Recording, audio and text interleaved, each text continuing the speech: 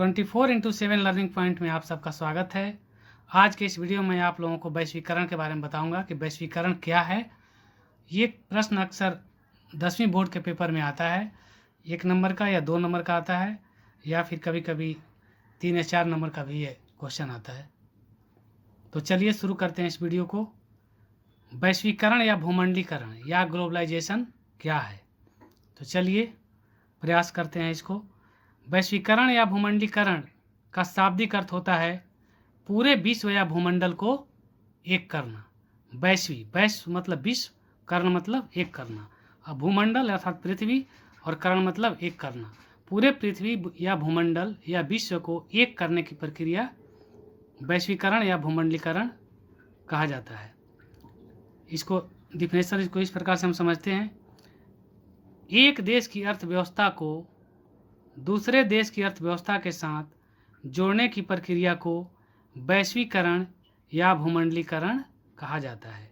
इसे ग्लोबलाइजेशन के नाम से भी जाना जाता है। अगर प्रश्न आए कि ग्लोबलाइजेशन क्या है, वैश्वीकरण क्या है, भूमंडलीकरण क्या है, तो आपका एक ही उत्तर होगा। तो इसे ग्लोबलाइजेशन के नाम से भी जाना जाता है।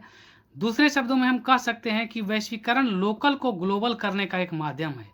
वैश्वीकरण क्या है? लोकल अर्थात किसी देश के स्थानीय उत्पाद को, प्रोडक्ट को ग्लोबल अर्थात विश्व के दूसरे देशों में तक पहुंचाने का एक माध्यम क्या है? वैश्वीकरण है।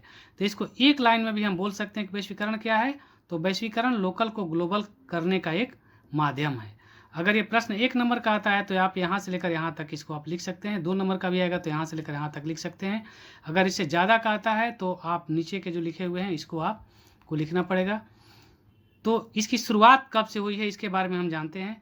वैश्वीकरण या भूमंडलीकरण यह एकाएक संभव नहीं हुआ है, बल्कि यह एक लंबी प्रक्रिया का परिणाम है। प्राचीन काल से ही लोग अपने व्यापार, धर्म एवं संस्कृति के फैलाव के लिए, प्रसार के लिए एक देश से दूसरे देश में जाया करते थे।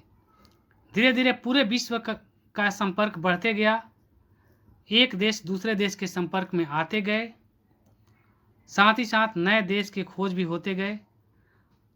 तो इस प्रकार से वैश्वीकरण का दायरा धीरे धीरे बढ़ते गया। आधुनिक युग में इसकी शुरुआत 1960 के बाद से मानी जाती है, लेकिन 1980-90 के दशक के बाद से यह अपने स्वरूप में आना शुरू हुआ। वैश्वीकरण के माध्यम से आज पूरा विश्व एक सामाजिक इकाई के रूप में परिवर्तित हो रहा है। एक सामाजिक इकाई अर्थात पूरा विश्व एक सिमट करके एक समाज के रूप में विकसित हो रहा है।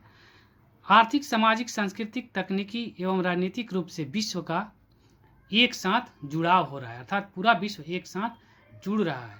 आज विश्व का कोई भी प्रोडक्ट, कोई भी टेक्नोलॉजी, कोई भी सामान एक देश से दूसरे देश में आसानी से पहुंच जाता है। ये अगर संभव हुआ है तो सिर्फ और सिर्फ वैश्वीकरण की वजह से।